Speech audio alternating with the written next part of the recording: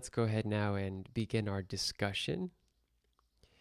So, we're doing a series on the 15 Shilas. 15 Shilas. Shilas means like positive behavior, social qualities. And we're going to be going through 15 of these. Last week we did forgiveness. Today we're doing magnanimity of mind.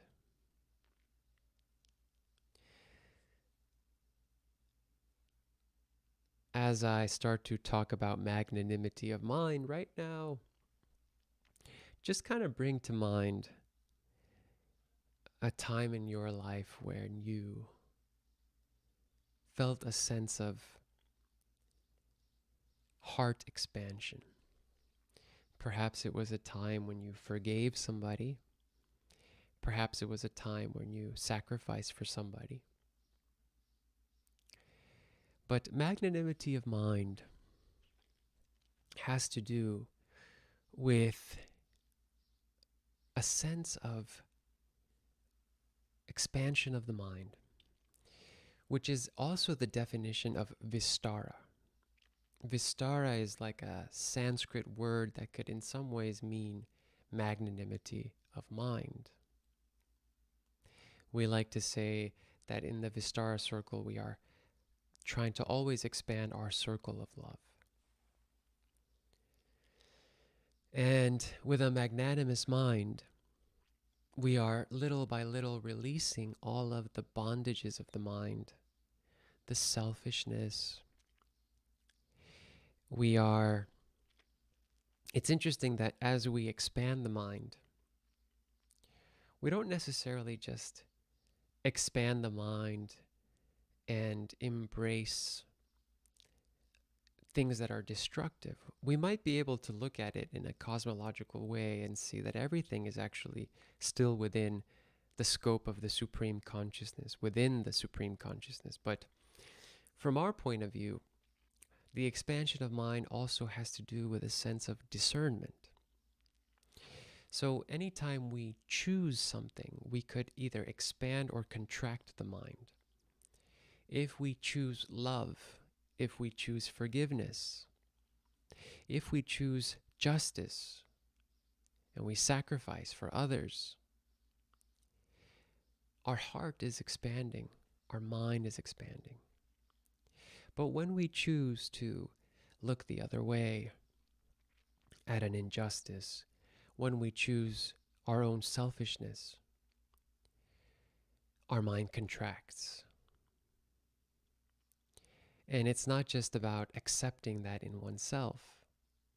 There should be an effort toward rectifying that behavior and making the right decisions. And only then is there actual expansion.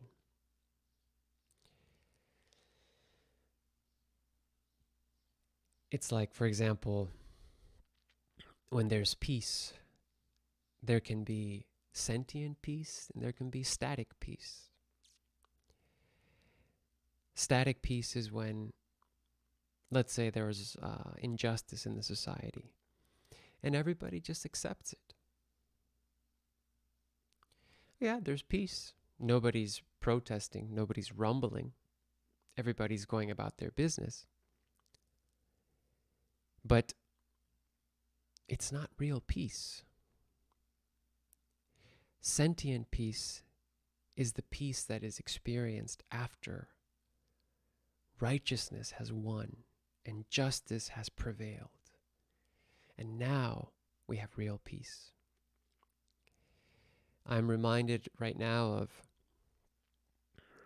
the story of Greenwood, Oklahoma, where in 1921 there was a riot.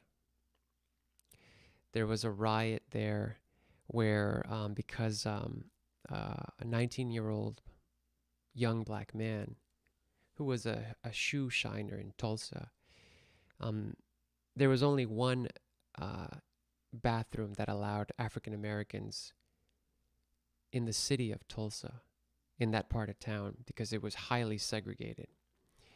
And that bathroom was in a building called the Baxter Building. And so, as usual in his routine, out working, he would go to the bathroom there. And one time he went in the bathroom there, and there was a elevator attendant. Her name was Sarah Page, and I'm telling you the whole story. Um, she There was some problem there where she started screaming, and it's not confirmed what happened in that elevator. It's most likely that he tripped and he maybe fell on her as he was getting into the elevator, and she got scared. Ultimately, um, it came to the attention to the white people, and he was arrested. And a mob formed outside of the jail to potentially lynch him. And right away, the newspapers got to work and started posting things that that he abused her, he raped her. And the backdrop of this is that in Greenwood, Tulsa, was a thriving African American community that had African American businesses, um, pharmacies, doctors, a thriving city that was called actually Black Wall Street, was the affectionate term for Greenwood. And it was a local community basically, that where the local people consumed everything that happened in the local economy. So of course it's going to grow rich. And it had to be that way because they were segregated. They weren't allowed to shop in white establishments, the people of Greenwood. So this obviously made many white supremacists jealous and debunked their myths about black culture and black productivity. Anyways, the people of Greenwood found out that one of their own was in danger, and they went to the jail, and they uh, were there to rescue this young man. They brought guns, they brought weapons, they were there to protect him. And then the white people went to get their guns. They left because they saw that the police was protecting the young man, but the mobs grew bigger, so they came back. And this time, as they were leaving, there was an altercation, and there was a big fight. And the white people went to Greenwood, and they burned it down. They burned down 35 blocks of it.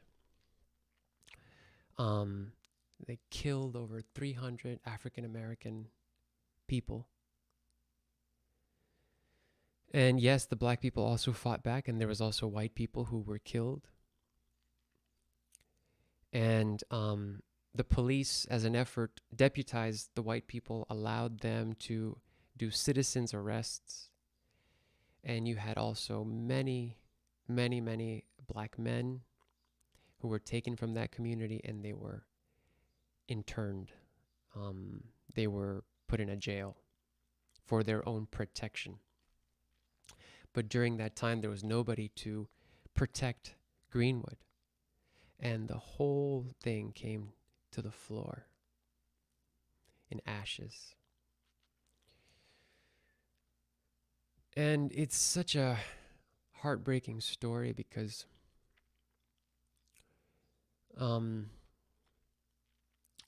how much hatred is there, you know? How much jealousy and hatred is there?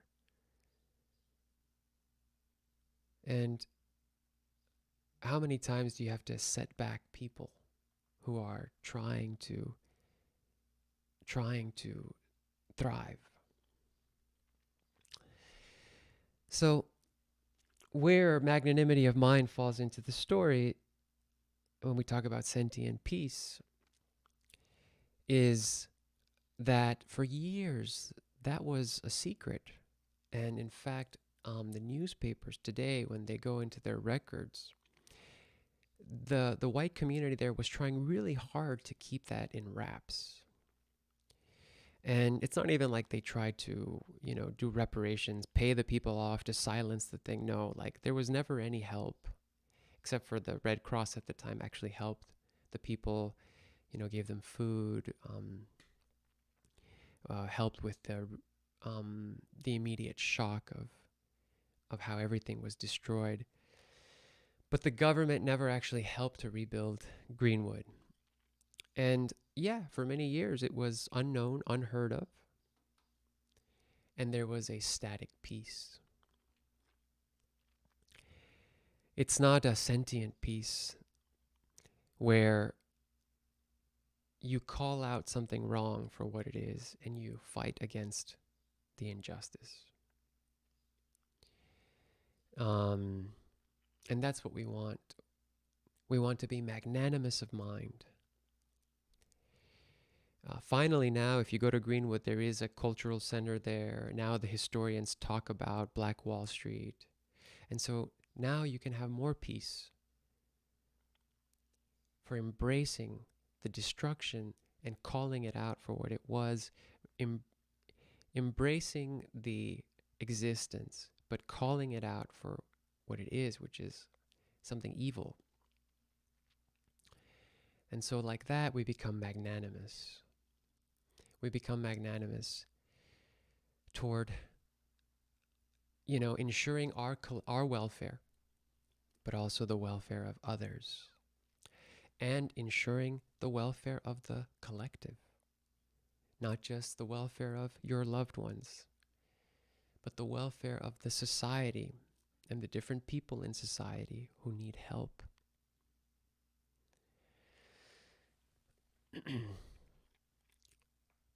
So what I'd like to do now is I'd like to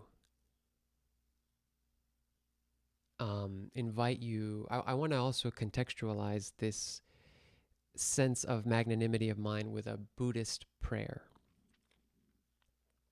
You may have heard of this. It's called Metta, and it comes from the tradition of Buddhism, and it is like a prayer that is said one time in the first person and then the second time in the second person. So you project this outward. So what we'll do is we'll say this prayer and we'll attach some hand gestures to it, okay? Some mudras. So first, let's go ahead and read it. And as we read it, we can also see this as a semblance of what is magnanimity of mind. So it says, "May I be in peace. May my heart remain open. May I awaken to the light, which is my true nature. May I be healed. May I be a source of healing for all beings." So it's very beautiful. It is so expansive. And what we'll do is I'm going to invite you to repeat this with me, but we're going to add some hand gestures, okay? Some mudras. So here's what we're going to do. So the first part, we'll go like this. So right now I invite you to do this. This is, "May I be in peace." Then we're going to do this. "May my heart remain open. May I awaken to the light, which is my true nature. May I be healed." Arms out. "May I be a source of healing for others." So let's try that one more time. Hands together. Palms out. Arms extended upward toward the light. Arms open to receive healing. Bringing the healing in to extend it to others. So let's try doing these hand gestures as we repeat the prayer. So here we go. May I be in peace. Palms together. May my heart remain open, palms out. May I awaken to the light which is my true nature, arms extended upward. May I be healed, arms out. May I be a source of healing for all beings. Hands on the heart. Let's try it again, and this time we will say you. So please say it with me. May I be in peace, palms together. May you be in peace, palms together. May my heart remain, may your heart remain open, palms out. May you awaken to the light which is your true nature, hands upward. May you be healed, arms to the sides. May you be a source of healing for all beings, hands on heart.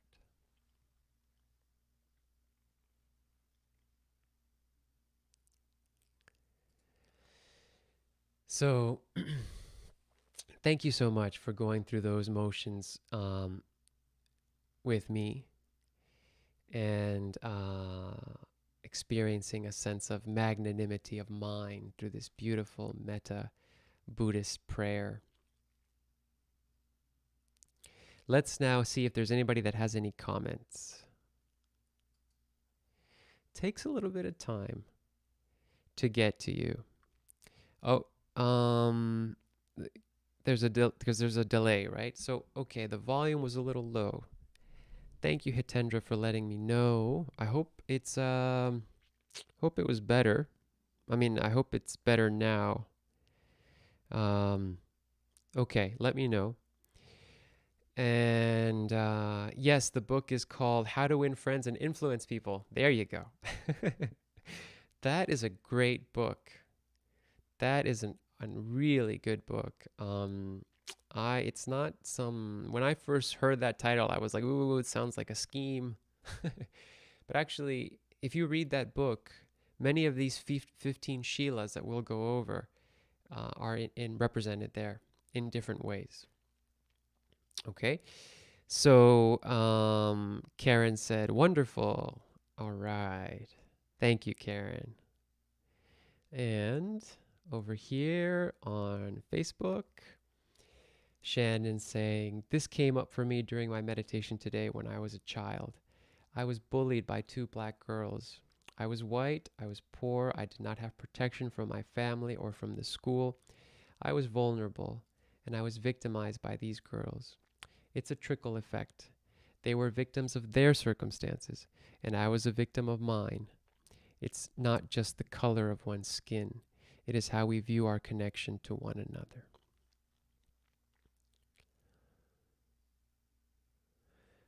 Yeah.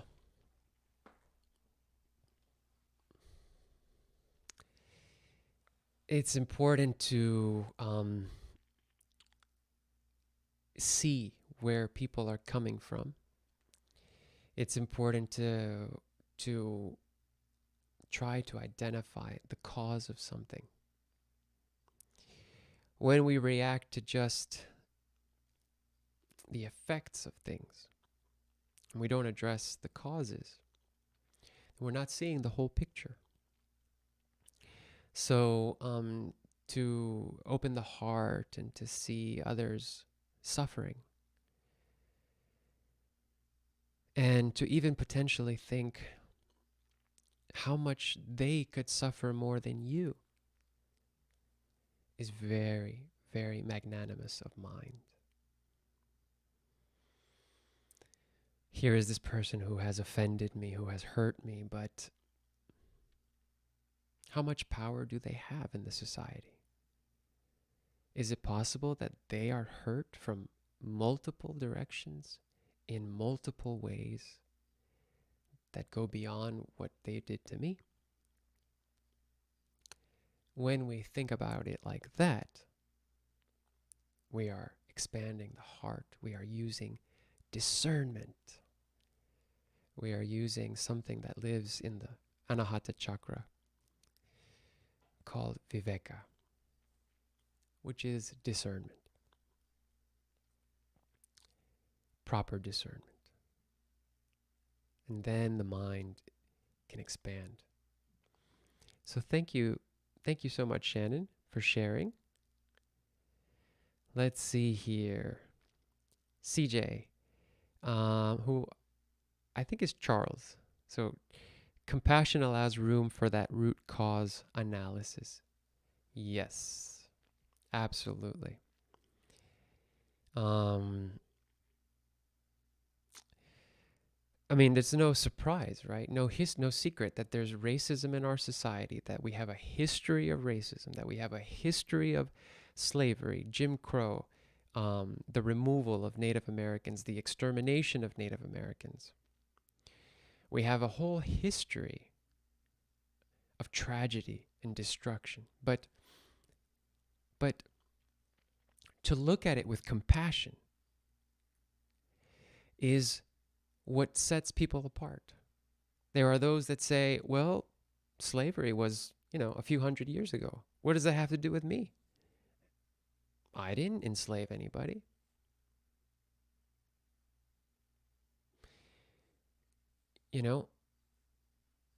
That right there doesn't help to look at what's happening today with compassion.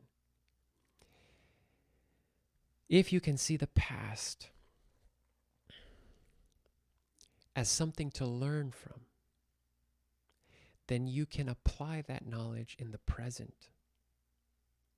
And for example, be an ally to Black people today who deal with the repercussions of that slavery up until today, in systematic ways, in individual ways, in collective ways. But if you say that has nothing to do with you and it is over, then today you don't have any knowledge to help correct the problems that that same community suffers from in present day. So it does have to do with compassion. It does have to do with a lot of that. Can you feel compassion for the people suffering in other countries? Can you feel compassion for the people next door to you and their problems? If you can't feel compassion for your neighbors, you can't feel compassion for your fellow human beings in other countries, then maybe much less will you feel compassion for your ancestors and the ancestors that suffered in the past. And without a sense of compassion, we're just animals. Animals living for today, to eat, to sleep, to drink, to procreate. And that's not what human beings are designed for.